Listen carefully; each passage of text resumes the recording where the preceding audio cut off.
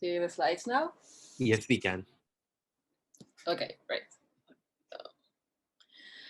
Okay, well, so my name is Diana. Again, it's I'm from. You are going to learn later why I pronounce it that way, but it's totally okay if you call me Diana. So, and today, my talk is going to be focused on why Japanese academic culture needs more inclusive measures, and actually, wait. I will probably, like what I'm going to say, I think it applies not only to like the academic environment, I think it's in general, like what Japanese culture needs. So, well, a little bit about myself. I am from Mexico. My pronouns are she, her. But I was born and raised in Mexico, but I've been living in Japan since 2015. I am a PhD candidate in information science at Tokyo University. My research interests are on clinical NLP because pretty much everyone in my family is a doctor. Um, right now, I'm currently focused on common sense knowledge acquisition and machine reading comprehension. As hobbies, I love sports. I've been doing karate even since 2000, so almost 20 years. Lately swimming because I have an injury in my back, so that is like mostly for like therapeutic reasons. I love music, like listening to music or being there in a concert. Something that I cannot do right now is going to a concert or of course like a big festival, which I miss so much.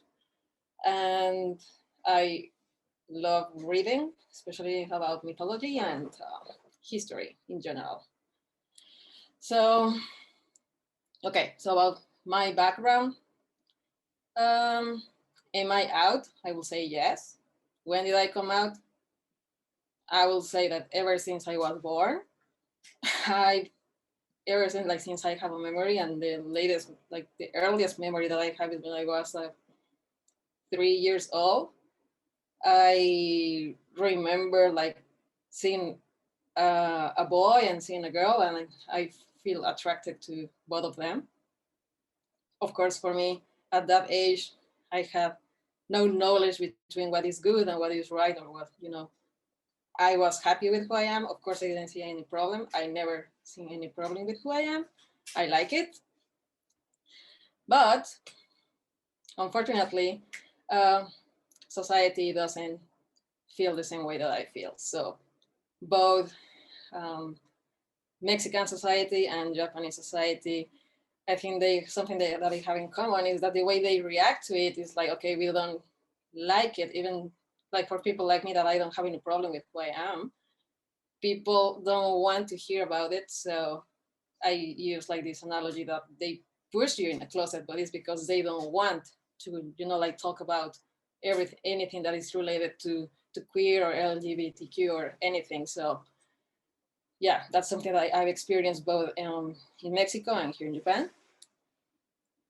And so specifically about like being queer in Japan, I would say that most of the people here, they are not familiar with either what is gender identity, what is preferred pronouns, like any of the LGBTQ issues or LGBTQ rights. They are like completely unfamiliar to that.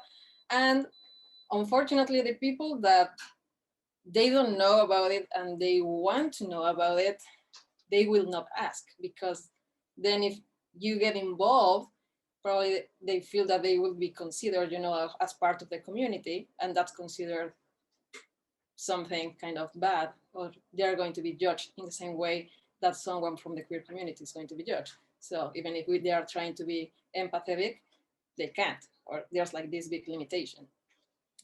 So for example, there are a few support groups that I know. Like there is Stonewall Japan.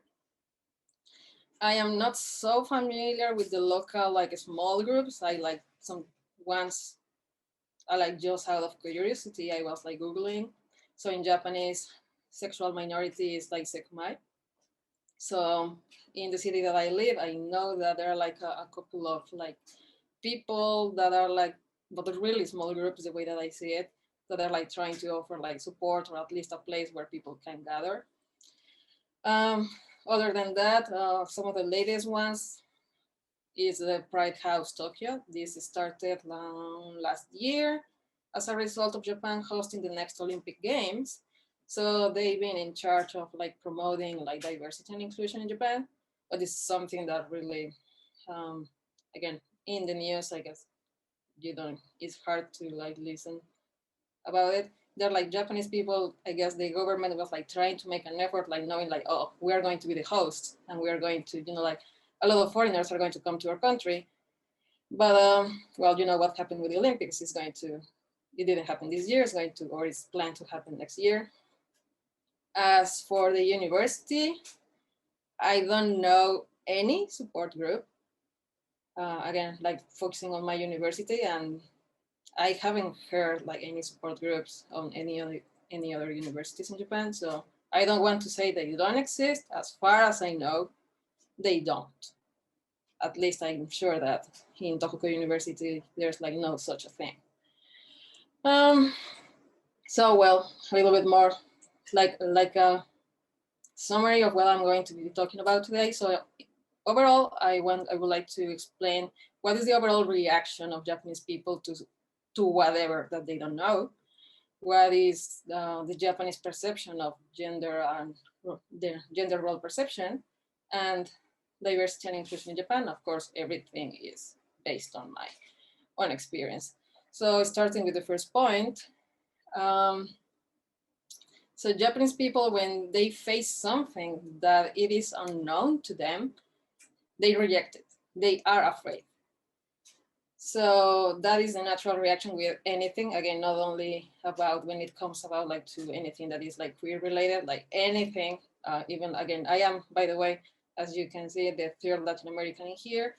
So when I start talking about my culture, like again, something that is completely new to them, their reaction is like they are afraid.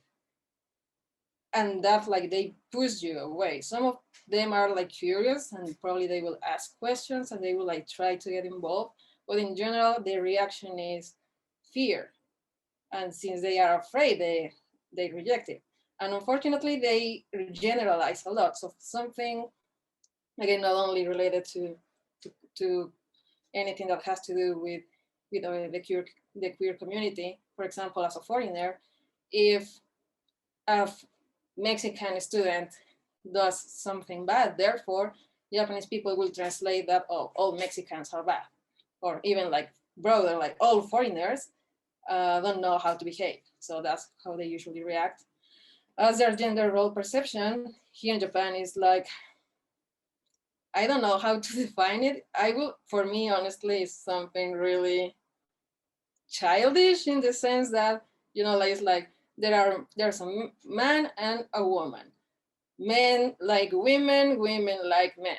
So something similar to what Gwen mentioned. So for example, if I am seen with a guy and we don't need to hold hands or anything, they automatically think that there's something going on with us. Like, it's like, why would you hang out as a woman with a guy? So they will automatically ask me, is this your boyfriend? And I have to say no. Why would you even like need to like think that? And the other way around. So if I am with a woman, they will never assume that this woman has something to do with me other than my friend. So yeah, like for example, with men, that has like happened like constantly, not only in my lab, in my dojo where I practice karate. A couple of times, some of my friends like came over. One of them was male, and there's like always the question, so is this guy your boyfriend? Again, they see me with a guy and they automatically think that this person is my boyfriend and stuff like that. So it's like too like really primitive, I think. I don't know how to define it. Also, unfortunately, here in Japan, I've seen that. So there's again about like being a woman. If you're perceived as a woman, you need to be cute, you need to be gentle, you need to be kind, you need to be like passive. They have like all these like really old-fashioned ideas. And well, that's a little bit of background of the like, so for you to understand like the context in here. And about diversity and inclusion, again, like Japanese people, first of all, they don't like confrontation. So maybe, and even if probably if they see and they feel like, okay, this is not okay, they will not raise their voice because they don't want to be involved. They are afraid of the consequences. So this is a society where they work as a group. So it's really important what the other people think. So yeah, so I guess that's why I don't want to say that there's like no people like interested in knowing more about diversity or inclusion, but again, it's hard for them like to speak up as either as an ally or as a member of the community. In my lab in specific, the situation that I've seen, again, of course, well, I honestly, either in Mexico or here in Japan, I have no idea how